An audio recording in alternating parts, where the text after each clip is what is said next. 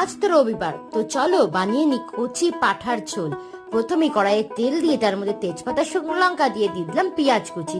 তারপর পেঁয়াজটা ভালো করে ভাজা হলে তার মধ্যে দিয়ে দিলাম আদা রসুন বাটা, নুন, হলুদ গুঁড়ো, জিরে গুঁড়ো, লঙ্কা গুঁড়ো, টমেটো কুচি। ভালো করে মশলাটা তেল ছেড়ে এলে এবার আমি একদিকে মাটনটাকে সেদ্ধ বসিয়ে দিলাম। মাটনটাকে তোমার প্রেসার কুকারে দিয়ে 8টা মতো সিটি দিয়েছিলাম, আর এদিকে আমি আলুটা ভেজে নিয়েছিলাম, আলুটাও দিয়ে দিলাম মশলার মধ্যে। এবার আমার সিটি দেওয়া হয়ে গেল। এবার আমি মাটনটা দিয়ে দিলাম ওই মশলার মধ্যে। এবার ভালো করে মশলাটা আবার কষালাম মাংস দিয়ে।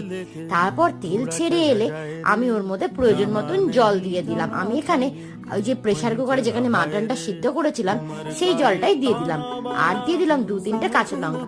তারপর কিছুক্ষণ ঢেকে রাখার পর একটু গরম মশলা গুঁড়ো আর একটু প্রয়োজন মতো নুন মিষ্টি দেখে নিয়ে নামিয়ে নিলে হয়ে গেল কচি পাঠার ঝোল। রবিবারের দুপুরে এই খাবারটা জাস্ট ভাতের সাথে জমে যায়।